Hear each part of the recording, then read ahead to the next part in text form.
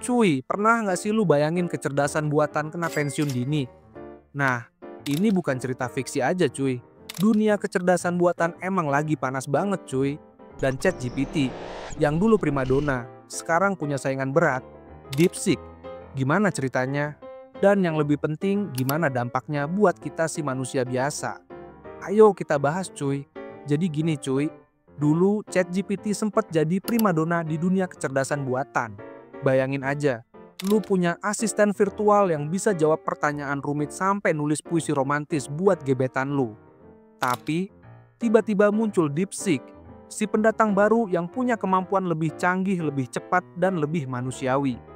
Alhasil, ChatGPT mulai kehilangan pamor. Nah, ini nggak cuma sekedar persaingan teknologi cuy. Ini adalah cerminan betapa cepatnya perkembangan teknologi. Dan kita sebagai manusia harus bisa beradaptasi atau kita bakal tertinggal. Menurut lu kenapa si DeepSeek ini nggak bisa dianggap remeh? Oke, sekarang gua kasih contoh nih. Misalnya, lu nanya ke ChatGPT tentang resep kue. Dia bakal kasih lu langkah-langkah standar, kayak campur tepung, gula, telur, terus di oven. Tapi, kalau lu nanya ke DeepSeek, dia bisa nanya balik ke lu. Lu punya alergi makanan nggak? Atau mau versi yang lebih sehat? Nah, ini yang bikin DeepSeek terasa lebih personal dan relevan. Jadi, interaksinya nggak cuma satu arah, tapi lebih kayak ngobrol sama temen.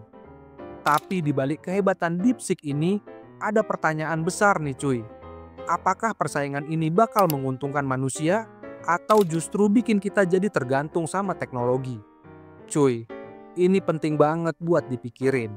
Di satu sisi, persaingan ini bikin para kecerdasan buatan jadi lebih cerdas, lebih efisien, dan lebih membantu dalam kehidupan sehari-hari. Tapi, di sisi lain ada resiko besar. Gimana kalau teknologi ini jadi terlalu canggih sampai bisa ngegantiin peran manusia di berbagai bidang? Mulai dari penulis, customer service, sampai analis data, semua bisa terancam. Dan ini udah bukan teori lagi cuy. Beberapa perusahaan udah mulai gantiin tenaga manusia dengan kecerdasan buatan buat ngirit biaya. Misalnya, customer service yang dulu dihandle sama manusia, sekarang udah diganti sama chatbot.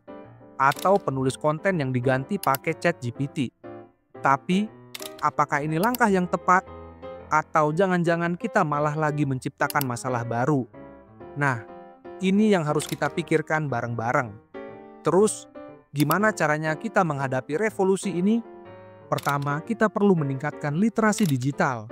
Gak cuma bisa pakai, tapi kita juga harus paham cara kerjanya, kelebihan dan kekurangannya. Kedua, kita perlu ngembangin keterampilan yang nggak bisa digantiin sama kecerdasan buatan. Kreativitas, empati, dan kemampuan berpikir kritis adalah contohnya. Si kecerdasan buatan ini mungkin bisa nulis artikel, tapi apakah dia bisa bikin karya seni yang nyentuh hati? Nah, itu yang nggak bisa digantiin. Ketiga, pemerintah dan perusahaan perlu bikin regulasi yang jelas. Kecerdasan buatan ini harus dikembangin dengan etika yang kuat. Memastikan bahwa teknologi ini dipakai buat kebaikan, bukan ngerugiin manusia. Dan yang paling penting, alih-alih lihat DeepSeek dan ChatGPT sebagai pesaing, kenapa nggak kita lihat mereka sebagai mitra? Bayangin kalau keduanya digabungin, bikin sistem yang lebih powerful dan bermanfaat buat manusia. Contohnya, di bidang pendidikan. ChatGPT bisa dipakai buat nyediain materi pembelajaran dasar, sementara DeepSeek bisa ngasih pendekatan yang lebih personal, nyesuaiin sama gaya belajar setiap siswa. Atau di bidang kesehatan, ChatGPT bisa bantu dokter dengan informasi medis terkini, sementara DeepSeek bisa analisis data pasien buat ngasih diagnosis yang lebih akurat.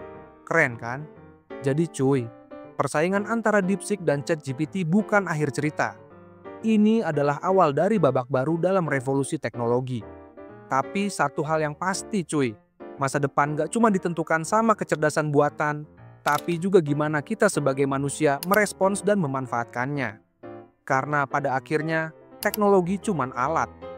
Tujuan sebenarnya adalah bikin dunia yang lebih baik buat semua.